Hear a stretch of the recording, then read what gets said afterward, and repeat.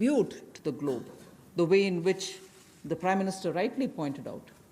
The production of PPE and masks and also ventilators to an extent has rapidly grown within these 40 days. We have the capability, we have the enterprise to build such capabilities and help the world with it. And therefore, India shall continue contributing to the globe.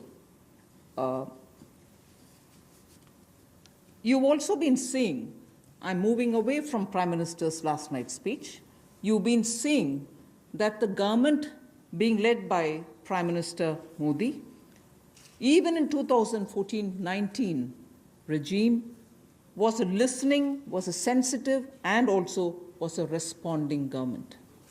And that is why I list before you the various reform-driven steps which have been successfully taken. It's important for us to recall that now.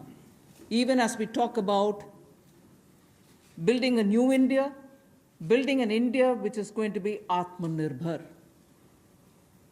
If I were to group them into different categories and list out what has been done by this government, even in between 2014 and 19, if you were to talk about the poor, we had the DBT-based reforms, based on which today, as we look at the migrants, look at the poor, look at the lockdown in their lives and the impact it has made in their lives, the DBT enabled us to directly put money into their accounts, and they didn't even have to go to the bank to collect it. The bank mitras were able to come and deliver the money, and therefore that reform based on Jandan accounts, based on Aadhaar, and based on mobile technology has brought a revolution in this country, which many countries do recall now, and many of them are not able to do it, although India is able to do it. So for the poor, the DBT, the micro-insurance schemes, PM Awas Yojana, Ujjwala Yojana, again something which has made it possible for people to have free cooking gas in the last 3 months. It wouldn't have been possible to reach out to the poor to have their cooking gas given unless the Ujjwala scheme was so successfully implemented. Swachh Bharat Abhiyan and Ayushman Bharat.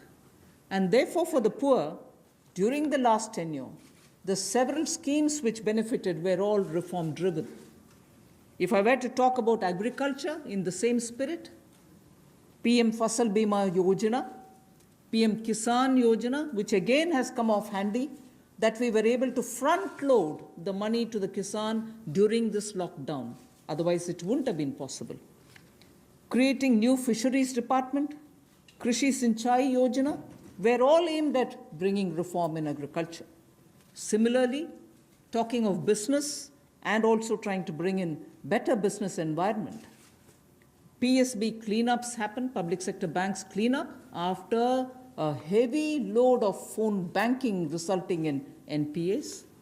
Public sector banks recapitalization, FDI liberalization, ease of doing business reforms, which were taken down to the third level of administration governance, IBC reforms, GST reforms, and today because of the GST reforms, you're able to see what impact lockdown is having on small and medium businesses. And finally, reforms in other areas, very quickly to recall. National Highway Authority, the TOT plans, the airport privatizations, power sector reforms, which resulted in India becoming a power surplus country from shortages always.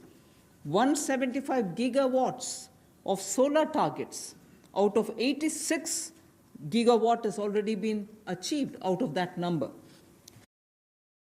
The coal mine sector. These are all things which I would want to recall here before we talk about what we are offering in the Atmanirbhar Bharat. This is the foundation. This is the credential with which the Prime Minister has always been on the side of reform, reform for better living in this country, ease of living in this country.